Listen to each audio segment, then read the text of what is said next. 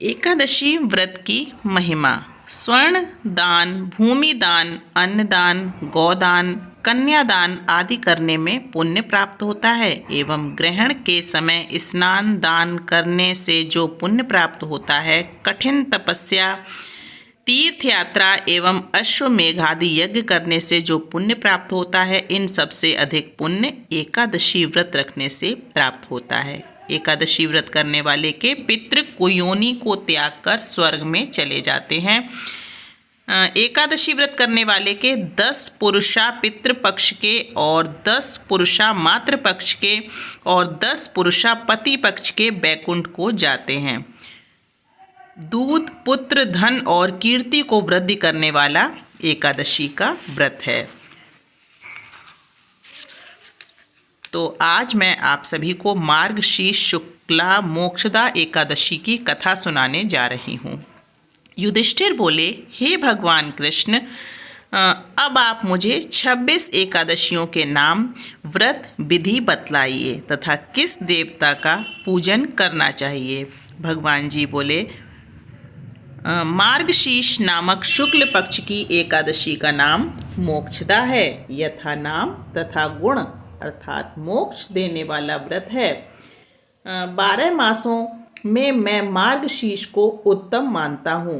गीता में अर्जुन से कह चुका हूँ कि इससे कृष्ण पक्ष की एकादशी से प्रेम उत्पन्न होता है और शुक्ल पक्ष का व्रत मोक्षदाता है। इस व्रत में दामोदर भगवान का पूजन करना चाहिए। आज व्रतधारियों को यजमान से मेरी उखलबंद लीला का श्रवण करना योग्य है। अब मोक्षदा एकादशी की पौराणिक कथा सुनाता हूँ। प्राचीन गोकुल नगर में बैखानस नाम का राजा धर्मात्मा और भक्त था। उसने रात्रि को स्वप्न में अपने पूज्य पिता को नरक भोगते हुए देखा। प्रातःकाल ज्योतिष वेद पाठी ब्राह्मणों से पूछने लगा कि मेरे पिता का उद्धार कैसे होगा। ब्राह्मण बोला, यहाँ समीप में पर्वत ऋषि का आश्रम है, उसकी शरणागत से आपके पिता शीघ्र ही स्वर्ग पधारेंगे।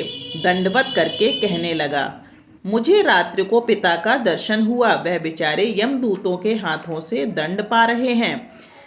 आप अपने बल से बतलाइए कि उनकी मुक्ति किस साधन से शीघ्र होगी। मुनि ने विचार कर कहा, और धर्म कर्म सब देरी से फल देने वाले हैं।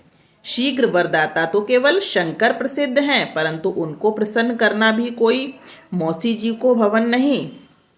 देर अवश्य लग जाएगी और तेरे पिता के इतने तक मरम्मत हो जाएगी। इस कारण एकादशी का व्रत है, उसके विधि संयुक्त परिवार सहित करके पिता को संकल्प करा दो, निश्चय ही उसकी मुक्ति होगी। राजा ने कुटुंब सहित मोक्षदा एकादशी का व्रत करके फल पिता के अर्पण कर दिया। उसके प्रभाव से वह स्वर्ग को चला गया।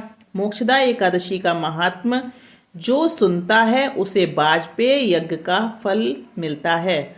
फलाहार, इस दिन तुलसी की मंजरी व धूपादि से दामोदर भगवान की पूजा की जाती है। इस दिन बिल्व का सागर लेना चाहिए।